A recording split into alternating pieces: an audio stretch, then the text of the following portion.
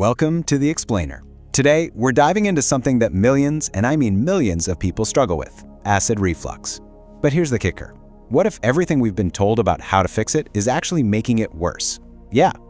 We're going to uncover a really surprising root cause that could completely change the way you think about heartburn. All right, so let's just jump right in with a big question. You know the common wisdom, right? Heartburn is caused by too much stomach acid. But what if that's totally backwards? What if the real issue is the exact opposite? Okay, first things first, let's talk about the symptoms. Because if you've ever had acid reflux, it's just miserable.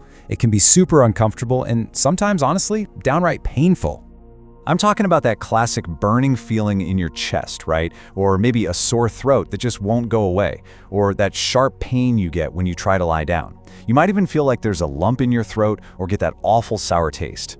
Look, these aren't just little annoyances. They're basically alarm bells telling you that something in your digestive system is, well, it's out of whack.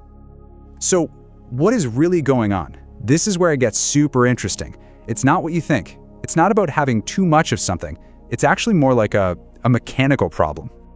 And the star of this show is a little but really powerful muscle called the lower esophageal sphincter, or, the LES for short. The easiest way to think about it is like a little gatekeeper, standing guard between your food pipe and your stomach.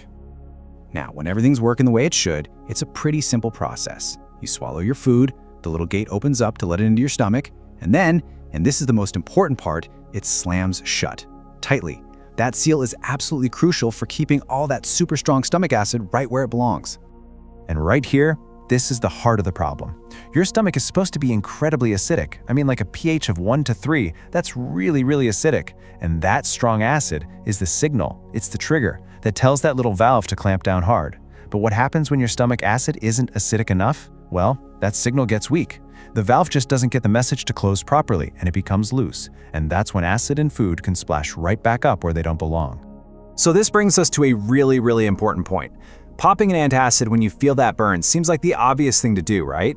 But it could actually be making the real problem worse. See, the antacid neutralizes the acid, which gives you temporary relief, sure, but it also makes your stomach even less acidic. So it weakens that close the gate signal even more. It's a classic vicious cycle.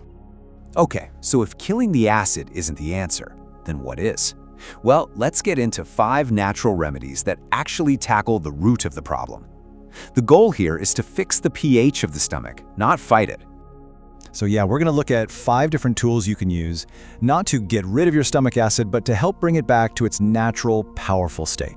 First on the list is something called Betaine HCL. This is a supplement that basically helps re-acidify your stomach. So you take it before a meal, and it helps create that really acidic environment that tells the valve, hey, time to close up shop. And that helps stop the reflux before it even starts.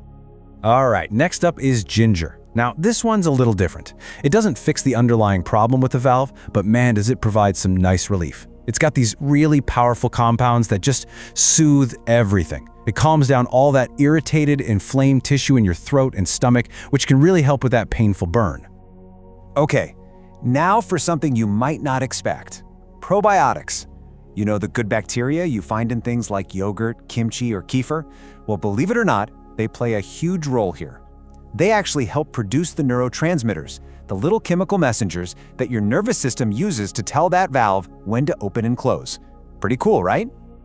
Next, we've got apple cider vinegar, or ACV. This works in a similar way to the Betaine HCL. It's all about introducing more acid. The acetic acid in it helps get your stomach's pH back down to where it needs to be, which, again, reinforces that all-important signal for the valve to close up tight. And finally, let's talk about healing. If you've been dealing with reflux for a while, there might be some damage. That's where something called Zinc L-Carnosine comes in. This stuff is amazing for healing tissue. It helps repair and restore that protective mucus lining all through your gut from top to bottom. So we've got some great remedies here. But you might be wondering what causes low stomach acid to begin with. That's a great question. Let's dig a little deeper and see what could be weakening it. It's rarely just one thing. It's usually a mix of different factors. I mean, things like not getting enough of certain minerals like chloride and potassium, which your body literally needs to make acid. Or chronic stress. That's a huge one. Overusing antacids, like we talked about. Even certain infections or a diet full of processed junk can all chip away at your stomach's acidity over the years.